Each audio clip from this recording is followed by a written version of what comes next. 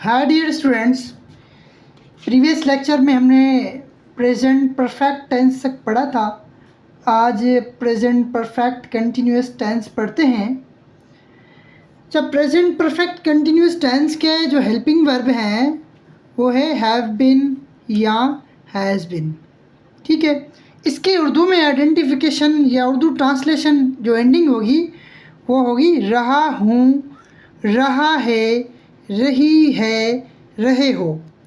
अच्छा, एक बात मैं यहाँ पे ऐड करूँगा कि इस टेंस में हम यूज़ करते हैं सिंस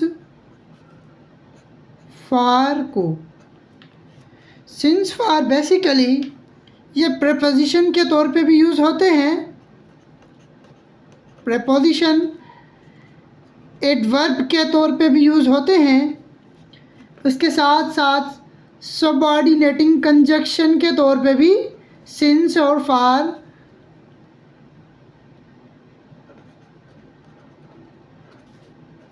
कंजक्शन के तौर पे भी यूज़ होते हैं। अब यहाँ पे जो सिंस और फार का यूज़ है वो यहाँ पे हम करते हैं एडवर्ब ऑफ टाइम के तौर पे। As a adverb of time के तौर पे हम सिंस और फार को यूज़ करते हैं। सिंस जो है वो हम यूज़ करते हैं सिर्फ़ और सिर्फ पॉइंट ऑफ टाइम के लिए, पॉइंट ऑफ टाइम के लिए, और फार पीरियड ऑफ टाइम के लिए हम यूज़ करते हैं। पीरियड ऑफ टाइम जिसमें एग्जैक्ट ड्यूरेशन बताई गई हो उसके लिए हम फार यूज़ करेंगे। सिर्फ जहाँ पे इनिशियल पॉइंट बताया गया हो, पॉइंट ऑफ टाइम बताई गई हो, वहाँ पे हम सिंस यूज़ करेंगे। अब इसकी फार्मूला की कंस्ट्रक्शन जो है वो इस तरह से होगी। सब्जेक्ट हेल्पिंग वर्ब में हैव या has been plus verb plus ING, V1 plus ING या प्रेजेंट पार्टिसिपल, उसके बाद सिंस और फार, उसके बाद ऑब्जेक्ट एंड कॉम्प्लीमेंट। मगर एक बात मज़ीद मैं ऐड करूँगा कि मॉडर्न इंग्लिश में ये मैंडेटरी नहीं है कि आप सिंस और फार लगाएं, ना लगाएंगे तो भी कोई इशू नहीं है। मॉडर्न इंग्लिश ये कहती है। तो ओल्ड इंग्लिश में सिंस और फार के लगाने को एम्फेसाइज किया जाता था प्रेजेंट परफेक्ट कंटिन्यूअस में, बट इन मॉडर्न इंग्लिश कोई भी एम्फेसाइज नहीं है इस पे कि आप लगाएं सिंस और फार लगाएं। अब आए एग्जांपल लेते हैं। ही हमारा हो गया सब्जेक्ट, ही सिंगुलर है तो इसलिए हमने जो हेल्पिंग वर्ब है सिंगुलर लगाया, हैज़ लगाया, उसके बाद बीन, उसके बाद आईएनजी फॉर्म, उसके बाद हमने सिंस लगाया, उसके बाद हमारा ऑब्जेक्ट आ गया। He has been writing since morning. उसके बाद हमारे पास दूसरा एग्जाम्पल है it has been raining since Thursday. Third example है हमारे पास we have been waiting for her. We क्या है, हमारा सब्जेक्ट है। हैव बिन हमारा क्या है, हेल्पिंग वर्ब, और वेटिंग हमारा है आईएनजी। फॉर हर हमारा क्या हो गया, ऑब्जेक्ट हो गया।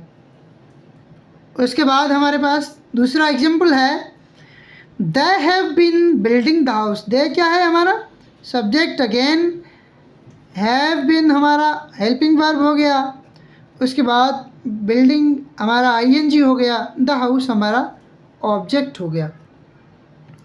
अब प्रेजेंट परफेक्ट कंटिन्यूअस का अगर हमें इंट्रोगेटिव बनाना हो तो इंट्रोगेटिव की स्ट्रक्चर या फार्मूला किस तरह होगा। तो इंट्रोगेटिव या सवालिया बनाने का जो फार्मूला होगा, सबसे पहले हम क्या करेंगे, हेल्पिंग वर्ब हैव या has according to the subject लगाएंगे। जो सब्जेक्ट होगा सिंगुलर होगा तो हैज़ लगाएंगे, प्लूरल होगा तो हैव लगाएंगे। उसके बाद सब्जेक्ट, उसके बाद बिन, उसके बाद वर्ब प्लस आईएनजी, उसके बाद ऑब्जेक्ट और कॉम्प्लीमेंट, उसके बाद क्वेश्चन मार्क। तो इस तरह से हम इनके ही इंट्रोगेटिव बनाते हैं। Has he bin writing since morning, देखें वही फार्मूला हमारा क्या हो गया, हेल्पिंग वर्ब, उसके बाद हमारा सब्जेक्ट, उसके बाद हमारे बिन, उसके बाद हमारी आईएनजी फॉर्म, उसके बाद हमारा ऑब्जेक्ट।